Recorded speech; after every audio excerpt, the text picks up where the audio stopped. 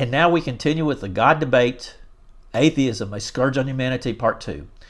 Atheism has succeeded in undermining our faith to the degree where few of us are able to focus on the eternal security and trust a loving and benevolent Creator provides, as we instead immerse ourselves in endless conflicts and drama, lament unfulfilled dreams, obsess on our insecurities, and relentlessly wallow in a state of despondency. All this serves to render us emotionally vulnerable and therefore prey to the evil intentions thrust upon us by a reprobate culture formatted to atheism's hedonistic self-gratification standards. Standards which are in direct and purposeful opposition to the Judeo-Christian biblically based principles originally having formed our nation. Systematically over a century, we have been programmed to accept a spiritually devoid state of narcissism and selfishness by purveyors of godlessness called atheists. In other words, atheism has convinced many of us that science has proven no God exists, and to many others that we should depend exclusively on our own moral abilities and standards as opposed to those of some theoretical fantasy figure. And look at the mess we're in right now because of it, okay?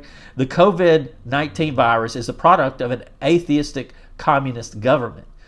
China pursued it because of God. There is no ultimate moral accountability standard ingrained into their psychologically based cultural predilections to limit them from doing so. In other words, there's nothing to stop them from doing whatever they want to, actually. Let's stop pretending we don't need the biblical standards brought to bear by an omniscient deity with infinite wisdom. Obviously, you can dismiss what I'm saying, but do at least research the decades-old atheistic scam perpetrated on us for the sole purpose of destroying faith in an intelligent creator and designer we call God. The hate atheists have empowered has sown the seeds of our country's discord. That is what you've been seeing on the news for months. What atheists pose as reasons to eliminate God's existence as a possibility are so ludicrous, profoundly illogical, completely unfounded, unsubstantiated, and especially statistically unconscionable that I'm embarrassed to admit having actually fallen for some of it. Atheists have undermined God and diverted our subconsciously embedded intrinsic purpose with a scientifically perverted alternative based on empirically devoid theories and hypotheses and constructed out of nothing but countless suppositions, conjectures, speculations, inferences, hunches, assumptions, presumptions, and glorified guesses, as well as lies, exaggeration, and fraud in many cases. It has been embedded in the school curriculum and presented as reality. Unbelievably, it has been presented as reality to the masses. I will present the truth. You can doubt the existence of God, but the scientific evidence supporting that conclusion does not exist in any conceivable fashion or form. In fact, after extensively researching what has been actually presented as empirical scientific evidence for a godless creation and development, I have to say to myself, it doesn't appear that anyone in their right mind could actually accept the magical fantasy atheism poses as reality, if the truth be known. Now that's the secret. You got to know the truth. Regarding mankind, the science tale atheists originally spun began like this, and many of you older people can remember when all this was brought to our attention. And this is my dramatic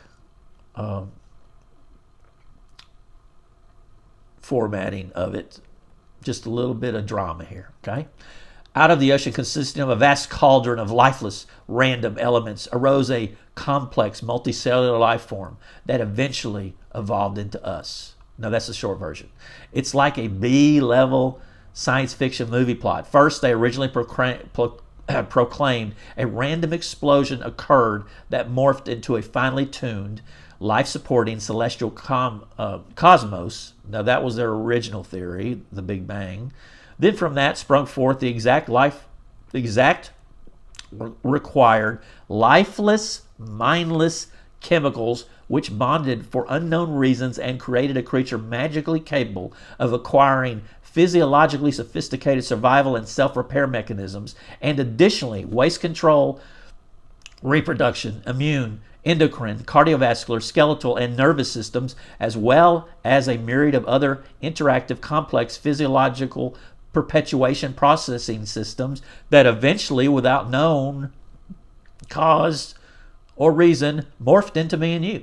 Whereas the Bible states that God supernaturally created man, science has basically proclaimed since Darwin's evolutionary theory that man was originally evolved from a primordial soup creature over millions of years.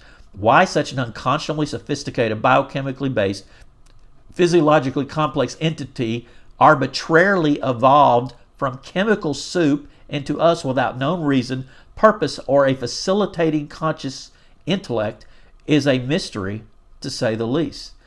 After all, I've never seen nor heard of even a simple marshmallow create its own self, which is literally quadrillions times quadrillions less complex than any organic life form. And now it's on to part 3 of Scourge.